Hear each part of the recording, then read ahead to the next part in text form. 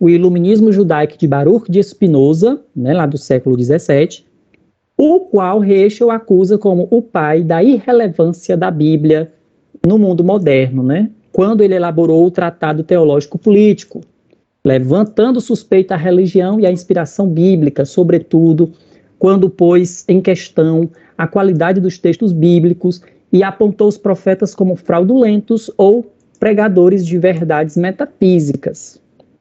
A partir de então, foram surgindo inúmeros pensamentos a respeito da qualidade dos textos sagrados e da mentalidade dos profetas. Querendo ou não, isso teve um lado benfazejo. Nasce daí o método histórico crítico. Um dos primeiros críticos a sistematizar a mentalidade dos profetas hebreus foi Jacob Iman Kaplan, né? Em sua obra The Psychology of Prophecy, na Psicologia da Profecia, que é de 1908, onde se afirma que a revelação bíblica nada tem de sobrenatural. Ela é inteiramente subjetiva, fruto do espírito criativo dos profetas. Isso fez com que muitos outros o seguissem, sobretudo na primeira metade do século passado. Então, a citação aqui rápida de Kaplan é que ele diz que a profecia é inteiramente um processo subjetivo que ocorre em evolução e assim intimamente relacionado e conectado com a história judaica, que sem o conhecimento deste último e uma profunda compreensão da evolução religiosa judaica, não se pode esperar manter qualquer visão inteligente dos processos mentais do profeta. Fecha aspas. Daí a gente começa a ter uma noção da discussão da época, né? Bom, no tocante aos fenômenos religiosos, um ano antes disso, Sigmund Freud, em seu ensaio Atos Obsessivos e Religião, né, catalogou os fenômenos religiosos como neurose universal, porque são frutos do complexo de Édipo da humanidade, expressão das dificuldades do ego e repressão sexual. Para Heschel, essa visão é redutora, universalizante e preconceituosa, e tende a comprometer parte do pensamento religioso. Em primeiro lugar, porque é desenvolvida clandestinamente, sem consultar o saber religioso e teológico, além de confundir os efeitos com a causa do fenômeno. O que mais tarde será repensado por Carl Gustav Jung, Viktor Frankl e outros, né, que também apontam a religião como promotora de cura e não apenas de neurose, né? Não somente a exegese, mas o conhecimento de interpretações do Midrash, do Talmud e textos rabínicos também poderiam ajudar nessa leitura, tanto teológica como científica, né? Então, eu cito agora os principais indicadores de possível patologia, né, nos profetas. Primeiro, Jeremias, por causa do mandamento do Senhor, permaneceu solitário. Então, só pelo fato de solitário, ser só, né, solteiro, celibatário, alguns psicólogos pensavam, já disseram logo que ele era reprimido. 2. Isaías, diante do mandamento do Senhor, teve relação sexual com uma profetisa, a cujo filho pôs os nomes estranhos, que era muito comum, lá em Isaías 8 aparece isso, né, se encontrar nomes simbólicos nos filhos dos profetas. Então, 3. Quando o espírito os oprimia, os profetas experimentavam contorções faciais, sua respiração lhes faltava e às vezes caíam por terra inconscientes, privados por um tempo da visão e da fala, contorcendo-se com cãibra. Isso está lá em Isaías 21. 4. Isaías caminhou nu e descalço durante 3 anos como um sinal e presságio contra a Síria e Etiópia. 5. Jeremias estava como um homem bêbado e todos os seus ossos tremiam. Isso aparece lá no capítulo 23 de Jeremias, né? Jeremias se dividiu um ego duplo.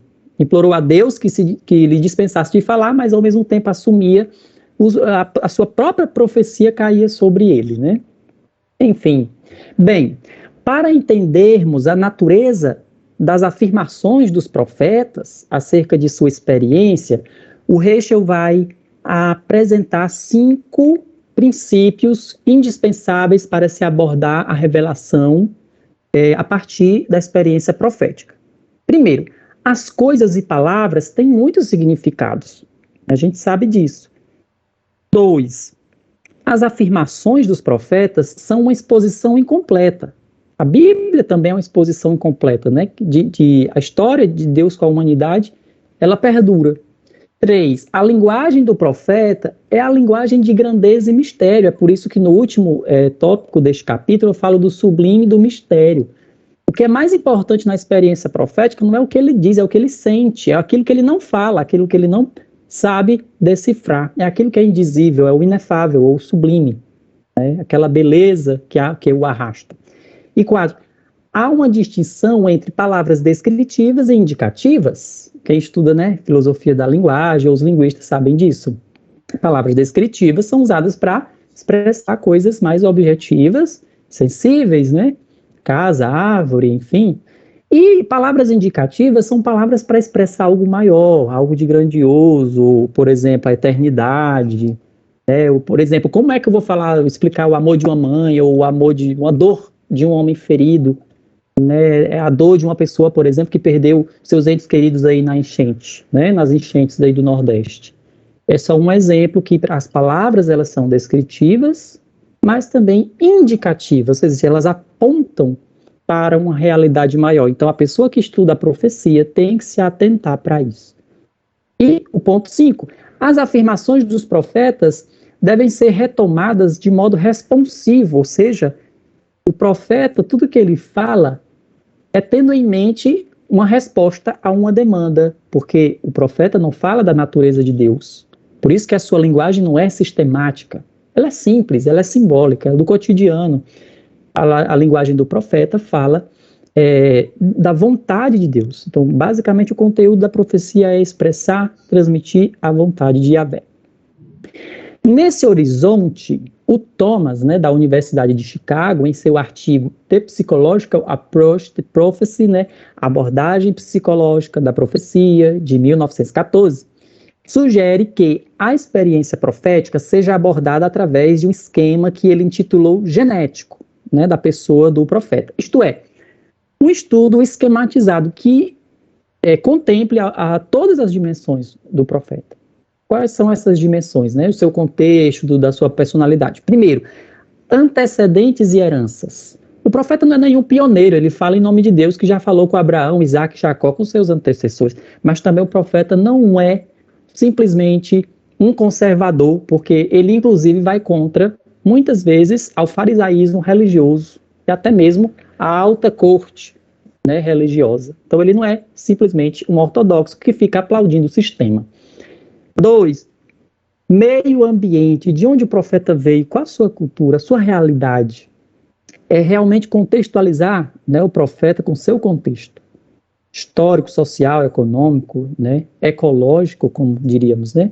3, o temperamento do profeta, e é isso que a novidade do Reisch, ele fala um pouco desse temperamento, dessa emoção, desse sentimento, que a partir de dados registrados na Bíblia, óbvio. A discussão de nosso primeiro capítulo procurou contextualizar o interesse de Heschel pelos profetas e a sua crítica a essa corrente psicanalítica que ele enquadrou no que ele chama de behaviorismo religioso, né? Vem do inglês behavior, comportamento, né? Então, o que é que o Heschel chama de behaviorismo religioso? Onde as ciências comportamentais, levadas pelo espírito racionalista e positivo, chegam às vezes a rejeitar e a ignorar a religião e seus fenômenos. No entanto, eu acredito que o pensamento hescheliano tanto apela por uma reconfiguração desses determinados métodos e conceitos, como também reconhece o papel de uma ciência que se posta com suas devidas competências, delimitações, métodos adequados, que a ciência seja uma observadora do fenômeno e não uma definidora de verdades metafísicas. Não é o papel da ciência dar definições metafísicas. A experiência profética ocorre a partir da revelação do patos divino, ou seja, a partir de uma estrutura sujeito-objeto, da experiência com o amor de Deus que se envolve com questões humanas e temporais, o contrário do Deus dos filósofos estrangeiros. A minha problemática de pesquisa, ela se aprofundará melhor no segundo capítulo, que apresentará a experiência profética, né, propriamente dita, né, e essa experiência com a revelação. Para catalogar a crítica que os profetas foram recebendo, nós poderíamos dizer assim, para não se estender, para não tomar tempo, né, até porque não é esse o motivo aqui agora, mas basicamente o que foram as linhas da psicanálise, quais foram os conceitos, os principais conceitos que foram surgindo a respeito da mentalidade dos profetas, chamando-os de neuróticos ou psicóticos, né? Estáticos, tem aquela célebre passagem de 1 Reis 18, né, de Elias com os profetas de Baal. A gente sabe que aquilo que aconteceu com os profetas de Baal, que gritavam, que se cortavam, que enfim, né, e para chamar a atenção da divindade, isso aí não era comum no ambiente de Israel, até porque há uma passagem do movimento profético para Israel, né, do mundo estrangeiro, para a profecia israelita propriamente dita, que é bem mais sóbria, né? Então, foram surgindo outras críticas de espírito primitivista, que os profetas são autômatos, né? Aquele espírito levado pelo automatismo, é demente, reprimido, cataléptico, louco, epilético, né?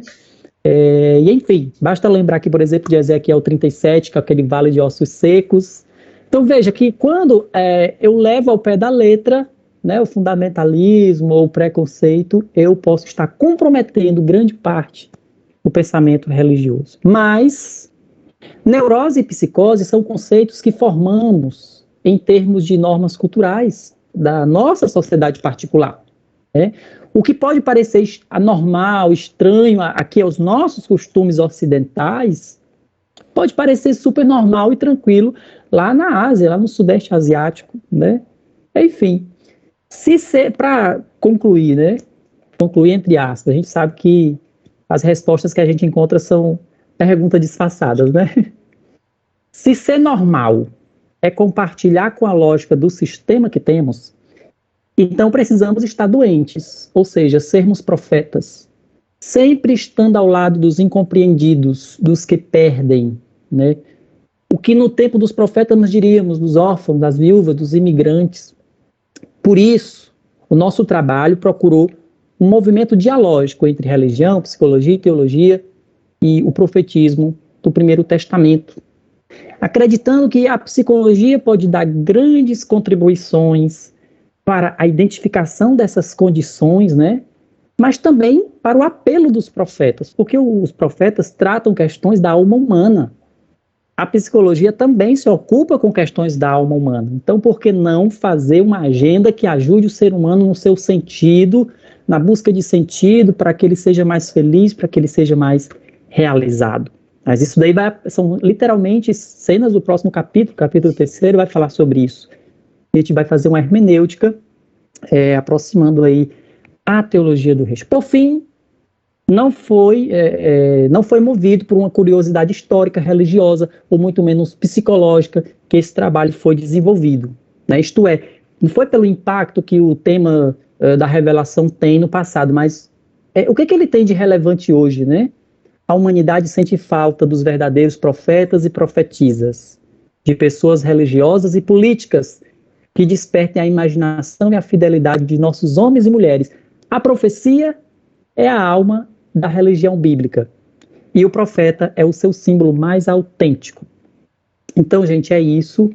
Muito obrigado pela paciência, muito obrigado desde já pela atenção, pela presença e com certeza pelas contribuições que com certeza serão levadas a sério, né? Obrigado, Narcélio, parabéns pela exposição sucinta, clara, né, bem organizada. Eu me surpreendi aqui em descobrir ideias novas desde a leitura do seu texto. Boa tarde, obrigado, boas-vindas aos colegas, às colegas que estão se juntando nesta banca, não é? Apreciando, aprendendo. E nós passamos a palavra para a irmã Aila com renovadíssimos agradecimentos, irmã Aila, que é lá de Fortaleza, leciona no Recife, está falando agora de Teresina, não é? E a irmã Aila, de alguma forma, é responsável por este momento, né? Foi você que plantou esta paixão no coração do Narcélio. Obrigado também por isso, obrigado pela sua generosidade e pela sua contribuição aqui, mais uma vez, conosco. Com a palavra, irmã Aila, para suas considerações. Muito obrigada, boa tarde a todas as pessoas. E parabéns, Nacélio, pela apresentação e também pelo texto.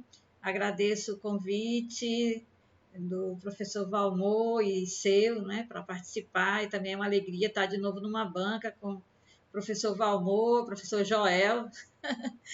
Já estivemos presentes em outras, né? E sempre é, é incrível ouvir sempre mais sobre esse autor, o Reicho, né? Então, eu nunca pensei que ao apresentar o autor para alguns estudantes de filosofia ia dar no que deu, né? Já saiu dissertação de mestrado, tese de doutorado e várias monografias, tanto de filosofia quanto de teologia. Enfim, o Nacélio, eu vi seu texto, não é? Vou devolver com algumas observações. É um texto que está bem escrito, você já tem a prática de escrever, já é autor de livros e tudo, né? Sempre passa alguma coisinha que merece ser vista, né, do português. Todo mundo, acontece com todas as pessoas, não desmerece seu trabalho. Eu observei mais que você realmente nesse texto que me foi enviado, ele lança realmente as bases para você construir o que falta, não é? Então, realmente está um texto à altura de uma qualificação, porque ele realmente tem já as bases necessárias para continuar com a dissertação, não é? Então, primeiro eu vou falar alguma coisa da forma, né? A língua e o estilo, né? O idioma e o estilo.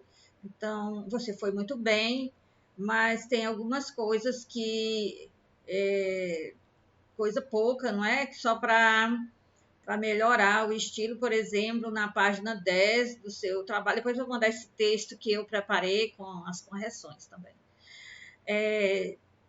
Na página 10, eu sugiro colocar fossem em vez de sejam, né? Porque lá está marcado em vermelho para você encontrar com facilidade.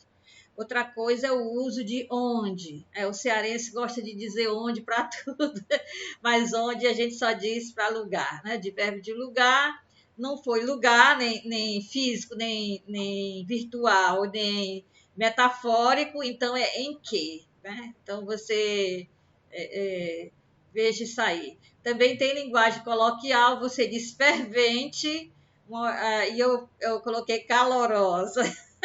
Então a gente tem uma discussão calorosa, é mais, mais técnico, né? Mas na página 25, né, que eu queria dizer é o seguinte, que é exatamente uma coisa que é importante, não é só uma questão de estilo, nem de português. É que a gente tem que tomar cuidado para não dizer verdadeiro e simbólico, como se fossem posições antagônicas, né? Porque o simbólico, o metafórico também é verdadeiro. Então, em vez de você dizer verdadeiro, você dizer sentido exato, é o sentido científico, é o sentido da exatidão, não é? Substituir a palavra verdadeiro, que está lá também nessa página 25, não é? Por exato, sentido exato. São sugestões, não é? Porque senão vai ficar assim, quer dizer que o metafórico não é verdadeiro, o simbólico não é verdadeiro, não é?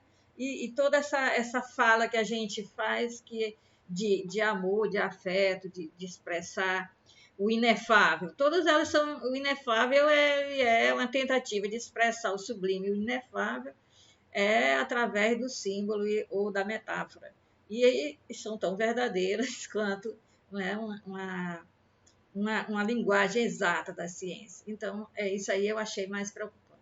E As outras coisas, só na página 33, melhorar a redação de uma frase, está um pouco confusa, que diz assim, começa assim, esses personagens garantem se defrontarem, aí ficou um pouco confuso, né? Mas isso aí foi só essas coisas mesmo, e é coisa pouca, coisa bobagem, né? Agora, no 2.2, no item 2.2, esse subtítulo, uso terminológico de profeta no mundo bíblico. Então, aqui é uma sugestão, é uma coisa para você conversar com o seu orientador, né, sobre esse item. Eu acho que seria bom, é a minha opinião, né, eu acho mesmo, é achismo, né, que seria bom usar um dicionário teológico para termos hebraico. Eu tenho um em PDF muito bom, um dicionário internacional do Antigo Testamento, acho que é da editora Vida Nova, alguma coisa assim. E ele é muito bom, né? Então posso passar para você por e-mail. E para você aprofundar um pouquinho mais o que significam esses termos, vidente, visionário, profeta, né? Que você cita aí, né? Roê, Rosé e Nabi, né? E dar mais atenção ao significado desse termo, nabi, nabi, né? Porque vem do verbo narrar, isso quer dizer muita coisa, não é assim, a ênfase não é no fenômeno, né? No ser estático, nem na experiência estranha ou qualquer tipo de coisa, mas realmente em ser o homem da palavra, né? Aquela pessoa que encarna uma palavra e sofre as consequências na própria vida do tão impregnado que está dessa palavra, né? Então, dar mais atenção a esse termo, acho que não vai lhe distrair do seu, não vai, é uma coisa que vai ampliar assim a ponto de distrair, não é, do seu propósito, mas vai lhe ajudar e ajudar também seus leitores. Essa dissertação fica num banco de dados aí para ser consultada. É importante que as pessoas encontrem uma coisa bem substanciosa, não é? Eu acho que isso aí pode ajudar, mas aí é uma sugestão, mas mesmo assim envio o dicionário para você, não é? E aí, então, quem sabe, né? Você pode aprofundar, escolher o que vai, né? Também não vai fazer uma coisa, distrair-se do seu propósito, né? Bom, então, eu teria uma coisa também que é qualificação, né? A gente também dá uma sugestão para melhorar o estilo e tudo mais. Então, principalmente nesse segundo capítulo, que é o que você ainda está montando, há muitas citações recuadas em uma página. Isso não é bom. Às vezes, citações longas. Você tem uma citação em cima, tem um parágrafo com 2, 3 linhas seu, aí tem outra citação recuada, um parágrafo com 2 linhas seu, aí mais outra citação recuada. Então, isso aí causa uma má impressão. É como se você... É chamado coxa de retalho no ambiente acadêmico, né?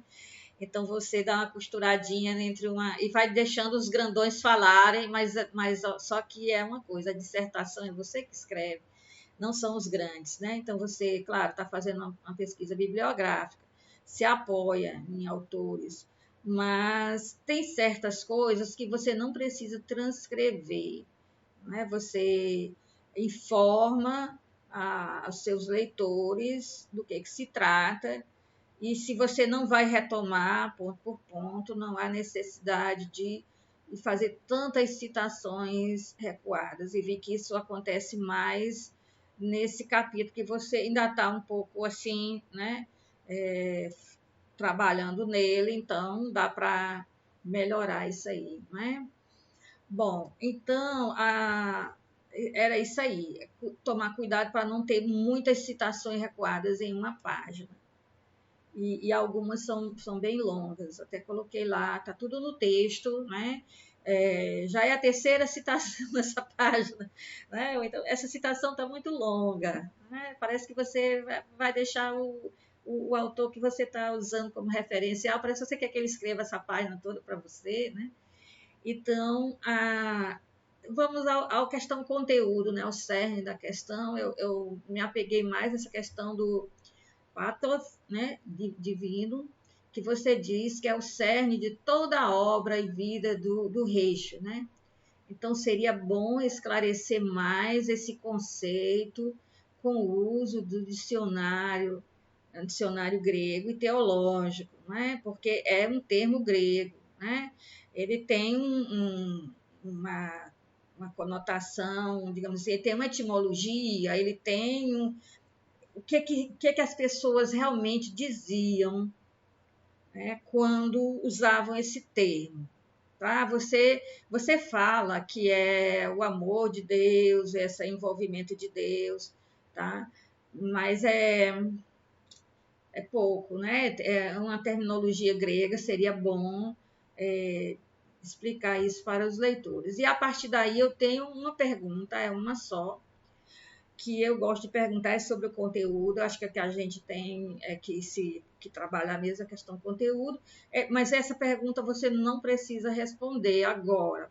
Pode ser só uma pergunta provocativa para você responder no seu texto, mas eu acho que é importante fazer, né? Então, a pergunta é o seguinte: o Reicho é um judeu racídico, quer dizer que você mostra muito bem, ele é de uma linha conservadora e tudo mais, mas ele usa um termo grego para expressar, né, uma realidade que ele está tentando mostrar, que é uma realidade dos profetas bíblicos, né? Então, será que não teria um termo hebraico? Por que ele vai escolher logo esse termo, né, que é o pathos, né? Então, a pergunta seria por que Reicho se apropria de um conceito grego como pathos para explicar o que acontece na relação entre Deus e os profetas bíblicos, certo? Então, eu me senti, com o seu texto, eu nunca tinha pensado nisso, sabia? E aí, ao ler o seu texto, eu disse, mas que coisa interessante, não é? Então, quer dizer, ele é uma pessoa que quando ele dialoga com a filosofia, a não ser para discordar de Philon, né, em algumas coisas, ele não é muito de dialogar com a filosofia grega, né, com as terminologias gregas. Ele vai mais nos modernos, que é aquilo que atrapalha exatamente a visão a respeito da Bíblia e principalmente dos profetas, né? São as ciências que são muito... no caso, faz uma leitura fundamentalista da Bíblia, é o preconceito com a escritura, com a religião e tudo mais. Mas aí, quando ele vai, né, será que é só por ser filósofo, porque ele é um filósofo, está fazendo um trabalho, uma tese de filosofia, mas eu achei interessante isso, né? Existe algum motivo? Qual seria? Por que esse termo seria o que melhor diria essa relação entre Deus e os profetas, essa relação entre Deus e o ser humano, esse envolvimento de Deus em questões humanas, não é? Era isso, mais ou menos. E essas observações que eu fiz, eu envio para vocês, estão na página, envio para você e seu orientador, e também lhe devolvo o texto rabiscado, né, com algumas observações, né, para melhorar, para a qualidade melhorar. Mas quero lhe dar os parabéns pelo seu texto, pela profundidade com que você escreveu. Também é fácil, de fácil compreensão, né? E minha internet está atrapalhando, né? Está falhando. Mas, então, enfim, agradeço, né? Obrigada. Que ótimo, muito obrigado, Ismaíla. Que bom ouvir um luminar assim, não é? Com esse domínio do assunto, do tema, da análise do texto, maravilhoso. Maíla, você também acendeu uma faísca maravilhosa na minha cabeça, não é para discutir agora, mas, Narcélio, nós vamos longe com esse conceito do pathos, né? Da paixão de Deus. Por que grego? Porque, de fato, ele podia ter usado reset hebraico, podia ter usado favá, talvez hebraico, tem vários termos, de fato, interessantíssimo. Mas esse também, já comentei com o Narcélio, é um assunto que, assim, toca muito, né? Muito. Disse, nós vamos escrever bastante sobre isso depois da tese. Então, obrigado, Maíla. Está muito boa a sua comunicação, eu me lembrei agora, quando da banca do Emivaldo, eu passei uma grande vergonha porque o sistema me expulsou da sala e justamente parte da sua fala eu perdi, tive que desligar, religar.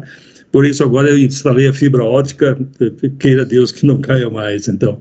Mas muito obrigado, e Maíla, depois o Narcélio pode retomar algum ponto, comentar.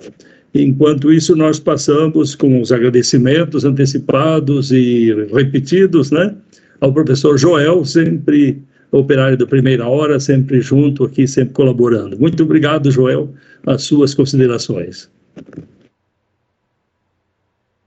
Boa tarde a todos. Estou aqui rodeado dos livros do Narcélio. Eu os tenho, Maíla, aqui. Bem, eu quero então saudar a você, Maíla, saudar aqui também o Valmor, não preciso saudar mais, né?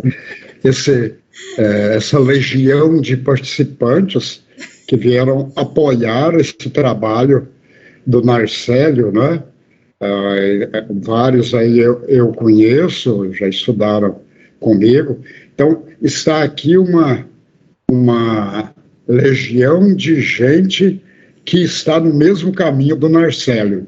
E alguns fizeram amizade pessoal com ele para valer, né? Um ou outro, né, Narcélio? Eu pedi que você pudesse, de vez em quando, dar uma olhadinha, ajudar alguém, etc, etc. Tá bem. Ok, então a todos vocês o meu abraço. Eu, então, agora quero agradecer ao Narcélio e ao professor Valmor por terem me convidado, e foi uma honra para mim estar com você nesse momento, né? Tá bem. Eu vou, então, nesse momento, iniciar fazendo algumas observações, apontando uma outra possibilidade de melhora, né? Tá bem. A primeira coisa que eu quero observar são os capítulos, os títulos dos capítulos 1º e 2º, quando você coloca, Narcélio, a problemática entre religião, psicologia e profetismo do Primeiro Testamento. Depois, 2º capítulo, a experiência profética no Primeiro Testamento e a crítica psicológica herscheliana, né? Bom, então aqui eu quero dizer o seguinte: o Narcélio, pelas aulas que ele participou comigo, ele tem uma forte experiência da leitura popular da Bíblia, lá onde ele conviveu, né? O Narcélio tem também a facilidade de escrever, já temos aqui algumas obras dele. Então, aqui, eu quero sugerir a você, Narcélio, com a permissão do professor orientador Valmor e da sua guru, a irmã Aila, é o seguinte: eu penso que usar Primeiro Testamento numa pesquisa acadêmica de mestrado, de doutorado, não fica bem. Eu, pessoalmente, antes da pandemia, em várias assessorias no meio popular, eu usava Primeiro Testamento, Segundo Testamento. Mas quando eu vou falar com a academia, eu estou falando com o mundo científico. O mundo todo, o universo todo, Tübingen, Jerusalém, Roma, Paris, o pessoal fala Antigo Testamento, Novo Testamento. O Antigo não é nada de coisa ultrapassada, o Antigo Testamento, ou algumas o Velho Testamento, né? Então, a minha sugestão, se vocês concordarem, em vez de Primeiro Testamento, colocar o que a academia usa no mundo inteiro, né? O Antigo Testamento, o Velho Testamento, o Novo Testamento, tá bem? Isso corrobora, sabe por quê? Por exemplo, Marcelo, na página 36, você coloca lá várias expressões hebraicas. O povo da periferia jamais sabe o que é Roer, o que é Nabi, o que é Hotzak. O povo da periferia não sabe o que é Ish Elohim, não é? E lá no Sebi tá bom, na SAB tá bem, na leitura lá na comunidade eclesial de base, tudo bem, primeiro está sendo mais aqui, não. Então, se você está em alguns momentos usando o hebraico, em outros momentos transliterando, mesmo transliteração não é para gente da leitura popular, tá bem. Aliás, eu acho que precisaria também ter uma coerência. Ou você translitera tudo, ou você cita o hebraico tudo. Claro, de vez em quando, por exemplo, Nabi no hebraico, é interessante colocar Hodzek também. Bom, mas precisa ver, será que não está destoando o hebraico da transliteração? Normalmente, os meus orientandos, eu peço para transliterar, principalmente também por causa do problema técnico, às vezes, não se os nossos, quando a gente envia, não absorve. Tá bem. Outra observação, caríssimo Narcélio, lá ainda na página 1, você fala assim, no que tange a literatura sagrada, além do método histórico crítico, aí você põe da análise literária, das tradições, abordagens contextuais. Espera aí. O método histórico crítico é a absorção da análise literária, das tradições, das abordagens contextuais. Então, você colocou na página 1, bem no começo, você tem uma redundância aqui. Método histórico crítico já não precisa colocar esses outros conceitos, tá bem? Tá. Muito interessante toda a reflexão que você faz na crítica de Heschel ao Spinoza. Quer dizer, para a gente de hoje, nós estamos em 2021, parece que é uma coisa caduca, ultrapassada, o que você coloca do debate entre Heschel e Spinoza. Não é, a gente tem que se colocar naquela ocasião. Eu, por exemplo, estudei psicologia religiosa na PUC do Rio em 1970. Toda essa turma aí ainda não tinha nascido, só nós dois, Valmor, né? 1970. Aí eu já estudei. Ali não se estudou Freud. Estudaram-se os psicanalistas Jung, Newton, Lacan, entende? Então, por isso que eu digo, num primeiro momento eu comecei a ler e falei, oxa, tá, isso aí está ultrapassado. Não, depois eu remontei. Não, o debate foi numa época certa, né? Então, tá muito bom. A outra coisa que eu quero aqui observar, eu ia falar, meu caro Rachel, Marcelo, é o seguinte, a fenomenologia russeliana, excelente, esplêndido, né?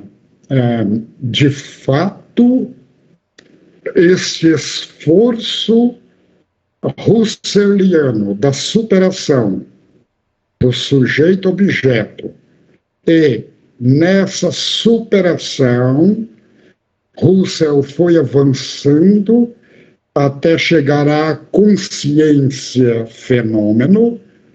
É extraordinário. E você, caminhando com Heschel, conseguiu fazer com que essa linguagem fosse absorvida na sua, nesse primeiro momento da sua dissertação. Primeiro momento porque você está, ainda não é a defesa final, né?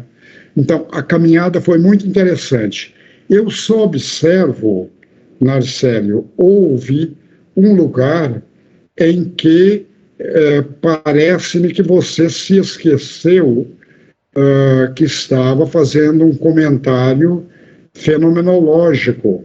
Lá no ponto 2.6, ali na página 50, você colocou objetividade e subjetividade da profecia bíblica. Então, a palavra subjetividade aqui, ela ficou com um passo atrás, como caranguejo andando para trás. Aqui você não tinha que colocar subjetividade da profecia bíblica, embora você aborde alguns e critica com Heschel alguns teóricos que colocam a questão do sujeito, objeto e na subjetividade, então, né? Mas aqui o título 2.6 eu acho que teria que entrar como subtítulo o fenômeno e a consciência da profecia bíblica. Depois você repare bem como trabalhar isso aí, Marcelo. Tá bem? Tá. Eu fiz também algumas outras observações aqui, que eu acho algumas a Ilha já tratou, né? Mas o texto seu foi amadurecendo, até chegar, passando por Maimônides, até chegar a esse momento extraordinário do inefável e o luminoso. Aqui eu cito, eu pessoalmente, Marcelo, um grande alemão chamado Don Chamertot, que na minha época era uma referência na juventude, quando ele, falando do luminoso, do numen e do lumen, ele usou a seguinte frase: astra castra numen lumen. Em português, as estrelas são a minha tenda. E o divino, Deus, é minha luz, numen lumen. Eu acho que o que Chamertot falou há tantos anos, você com Heschel conseguiram, principalmente, terminando o capítulo 1º, indo para o 2º, entrar fortemente nesse homo simpatéticos, ou a reflexão sobre o pathos divino, a simpatia e a piedade. Essa parte está formidável.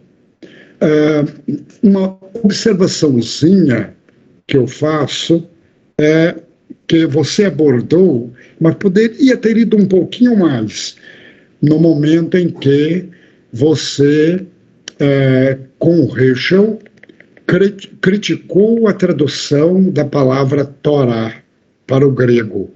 Aquilo está muito bom, mas podia ter falado mais, né? Quer dizer, traduzir Torá por nomos é uma decadência, né? É uma decadência. O nomos grego, lei grega, não consegue absorver a palavra Torá que você desenvolveu aí como instrução, como ensino. E você até mostra como que para um hebreu que entende o que é Torá, é impossível compreender Torá como nomos, né? Eu não sei por que o Paulo apóstolo, eu que gosto muito de Paulo, traduziu sempre Torá por nomos, né? É difícil. Então, nesse pedacinho, Narcélio, você poderia, de novo, avançar um pouco mais. O judeu nunca se coloca sozinho na presença de Deus. A Torá está sempre com ele. Um judeu sem a Torá é obsoleto. Você pegou isso do Heschel, né? Então, essa dialética é muito forte e leva à profunda mística, a profunda piedade entre a razão e a ciência. Eu aqui, escreva mais um pouquinho sobre isso, viu, Narcélio? Tá bem. Outra coisinha que não tem importância nenhuma, e até a classe pode até rir de mim, foi o seguinte: na hora você vinha vindo com teóricos hebreus, citando outro grande comentarista hebreus, e no capítulo 2 você começa a citar alguns cristãos, como o Ravasi, o Alonso Schickel, o Sicre. Será que tem lugar? Precisa citá-los aqui, quando você vai mostrando o que é a profecia hoje, agora não tanto do Heschel, mas do Narcélio. Aí a coisa ficou um tanto quanto cristã, ravasiana, scheckeliana, entendeu? Não sei. Tá bem, tá citado, ok, você os leu, você os precisou, te ajudaram muito, porém precisa ver, precisava deles aqui? Tá bem. Na página, que página que foi, gente? Bom, eu acho que ali pela página 50, 51, você colocou um parágrafo em letra vermelha. Por que isso, Marcelo? O vermelho seria que você queria voltar a ele e aprofundá-lo? Ou você, sei lá, esqueceu de passar para a cor negrita, né? Isso aí é só uma coisa. Então, resumindo agora, o capítulo 2 está dando já amostras de que vai ser um capítulo extraordinário. Agora eu pergunto a você, o Narcélio, agora para você, tem lugar na sua dissertação para falar do Heschel como profeta? Esse Heschel que gritou contra a guerra no Vietnã, nós, os mais idosos, nos lembramos a reação mundial e até americana contra a guerra do Vietnã, que chegou ao ápice quando aquela bomba, aquela napalm, arrebentou com gente, uma menina toda queimada, saiu nua, queimadíssima, caminhando, correndo, chorando. Ali a guerra do Vietnã acabou. Ninguém mais suportou. E o Heschel estava ali.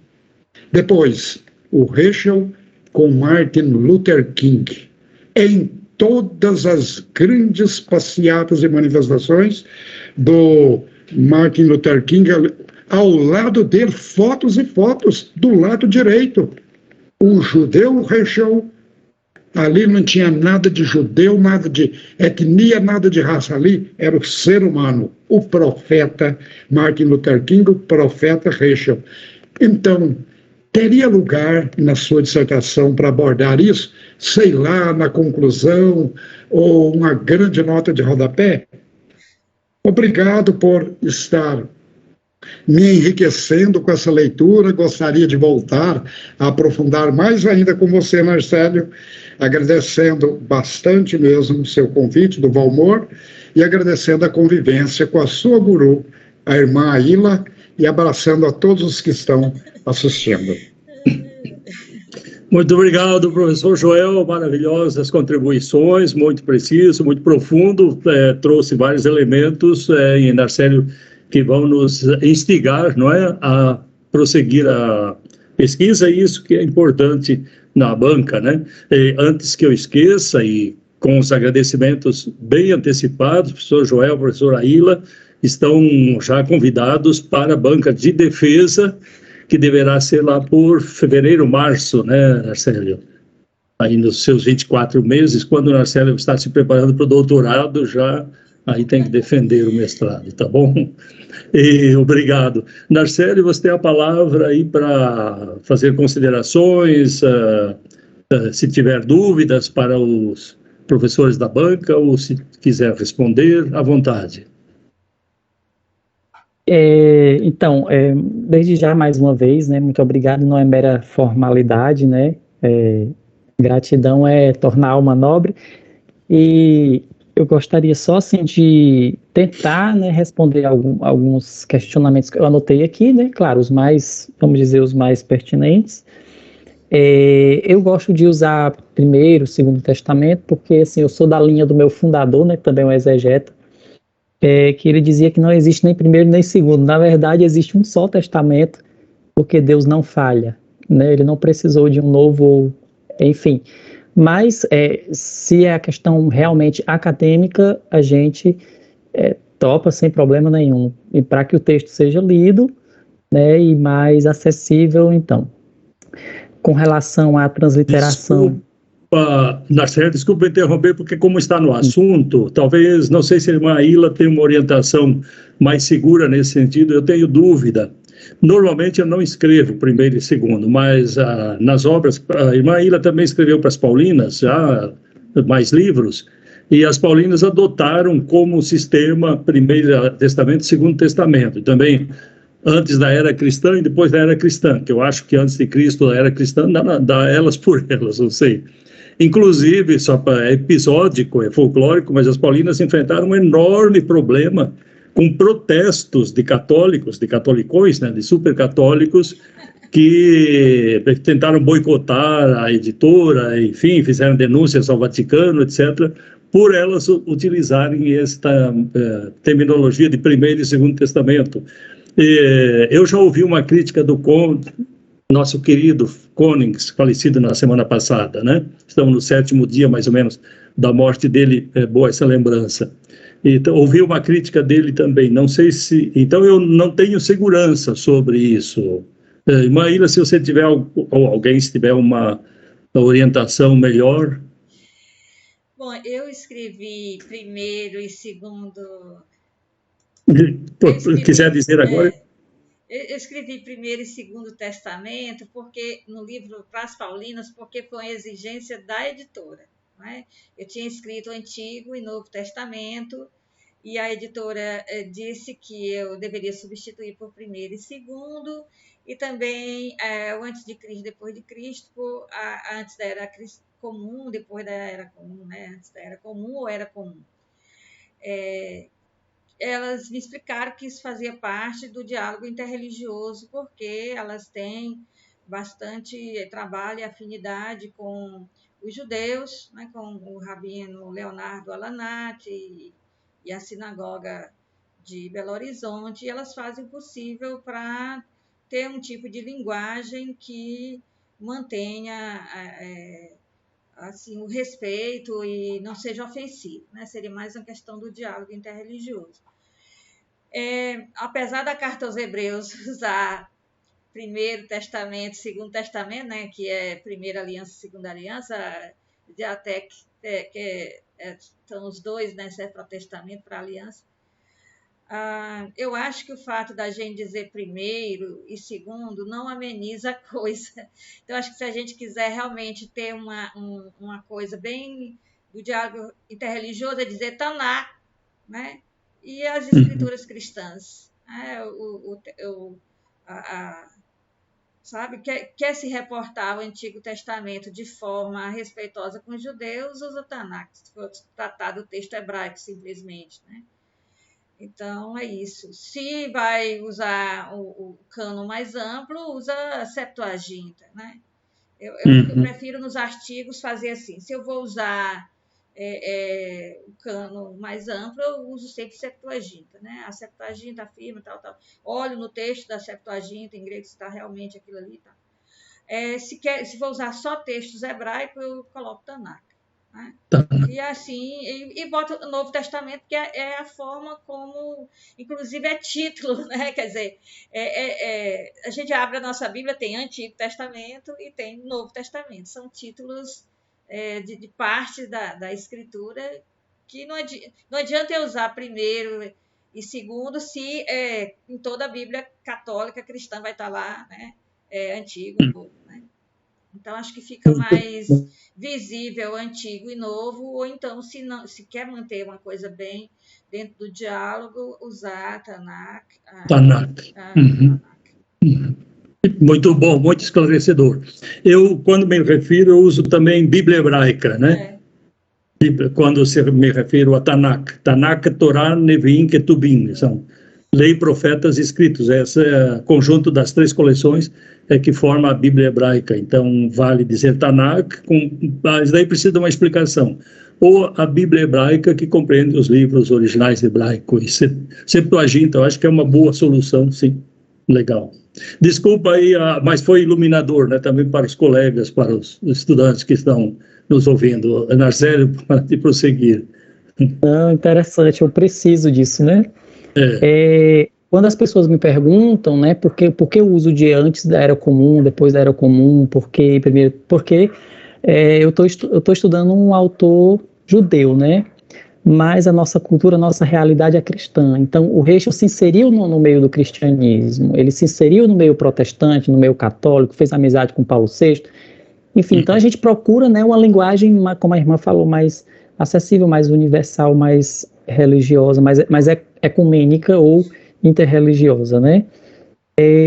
Com relação aí à questão da letra vermelha, professor Joel, é porque eu, no momento, só tinha uma parte da tradução no inglês, no inglês, né? Mas só que aí um amigo meu tem em português, aí eu coloquei em vermelho para que eu possa citá-lo, né, nominalmente. Só que eu ainda estou sem essa obra em português em mãos, certo? E com relação ao que a irmã Ilha falou, achei muito interessante, porque a questão do patos é uma questão que eu me interessei muito, né, com a ajuda do professor José Reinaldo. Ele também despertou muito interesse. Inclusive, eu escrevi um artigo, né, deve estar saindo por aí, sobre isso, e com o professor Valmor, né, que diz que parece que iluminou mais, né, nesse tempo que a gente está trabalhando junto, essa noção de patos. Então, por que o Heschel, sendo um judeu, morreu rabino, morreu dos Hassidim, né, mas sempre aberto. Ele, lá no finalzinho do primeiro tomo, né, da sua tese doutoral, ou melhor dizendo, do The Prophets, né, ele diz que parece que falar dos profetas, falar, enfim, do fenômeno, parece que é ultrapassado, parece que as pessoas têm essa acessibilidade de achar, como eu falei lá na minha fala, né, algo bem arqueológico, ultrapassado, ou uma questão encerrada. Mas o Heschel achou interessante falar do patos com termos que a sociedade pudesse compreender, e também ele dedica, né, um apêndice lá no primeiro tomo só sobre a questão do patos, justamente por conta disso, porque ele faz uma crítica. Parece que se você tiver que falar de religião, não pode falar de religião sem os estereótipos de símbolo, de mana, de tabu, de totem. Por que não falar de Deus? Por que não falar do transcendente? Então, a intenção dele, né, em aprofundar o patos, e inclusive o segundo tomo se chama Concepções Históricas e Teológicas, porque ele vai buscar lá o fenômeno profético nas outras religiões. Se eu falar do profetismo do Antigo Testamento, ninguém vai me ouvir, mas se eu falar se eu falar do aspecto profético em outras religiões, parece que a sociedade acha interessante, escuta mais.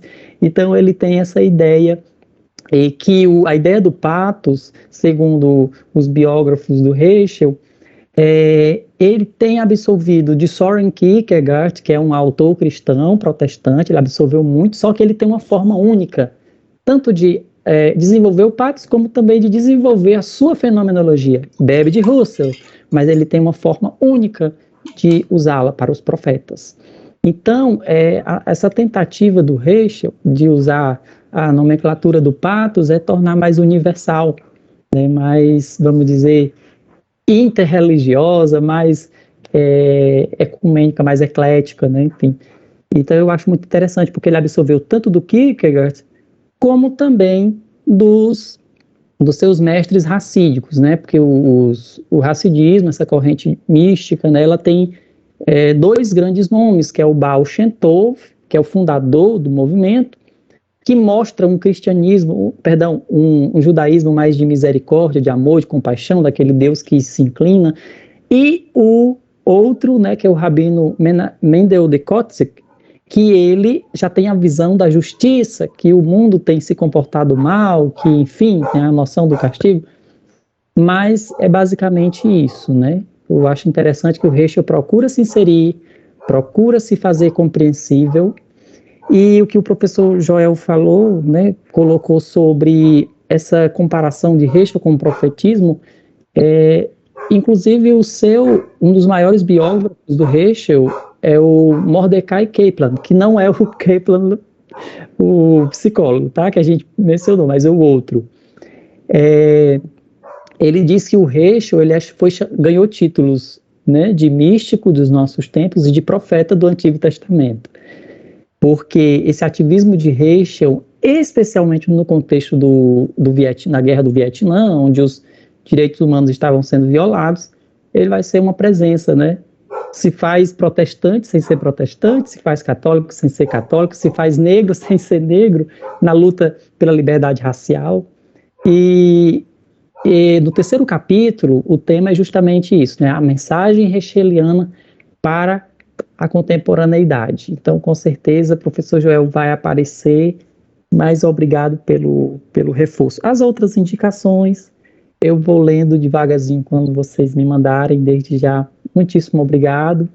Irmã Aila, professor Valmor, pela paciência, professor Joel, e todos os presentes aqui também.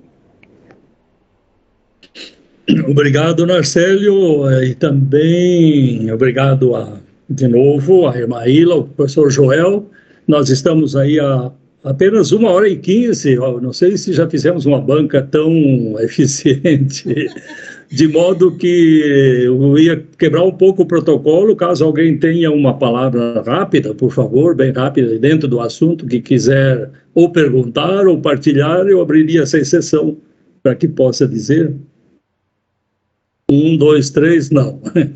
Então, nós teríamos agora uma parte que eu acho muito antipática, em que a banca deve se reunir em segredo e deliberar sobre o resultado, mas se eu posso interpretar aqui tanto a irmã Aila como o Joel, nós poderíamos considerar o Narcélio qualificado, já que ele estava desqualificado, né?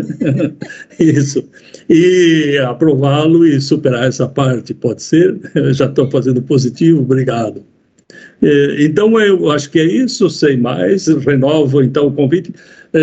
Estão suplentes a professora Rosemeire e o Emivaldo, né, que fez doutorado também sobre irmã Aila. Eu sugeri, não sei se já o Narcélio passou, fazermos um grupo de estudos, esse grupo já existe, aqui, é claro, está muito ativo, mas oficializá-lo aí na CAPES, no CNPq, nessas coisas. Alegria. Obrigada pelo convite. Não é um grupo, assim, oficial, porque, de fato, ele está muito ativo, né? Como disse o Narcélio, eu sei que já está assessorando aqui estudantes de teologia, de graduação também, sobre Heschel. Eu acho que vale a pena. Eu vi outro dia, com muita emoção, a entrevista, né, da filha dele para esse grupo de estudos, não sei das quantas, aí da PUC, São Paulo. É uma sensibilidade, uma coisa extraordinária. Então, a herança de Heschel viva que continua. E é esse tipo de ideais, né, que a gente precisa, esse tipo de pensamentos que nos estimulam. Acho que é muito bom isso. Muito bem, sem mais, então, nós agradecemos renovadamente, né, Maíla, muito obrigado aí pela sua eficiência, já mandou todo assinadinho, bonito, né, o professor Joel estamos esperando. Normalmente o Joel se apressa 3 dias antes, dessa vez você está muito atrasado. E obrigado aos colegas, aos estudantes, a todo o pessoal e bom proveito desta tarde, então. Obrigado. Muito obrigada. Tchau. E... Obrigada. Tchau, pessoal. Toda rabá. Muitíssimo obrigado, pessoal. Estamos juntos. Obrigada. Tchau.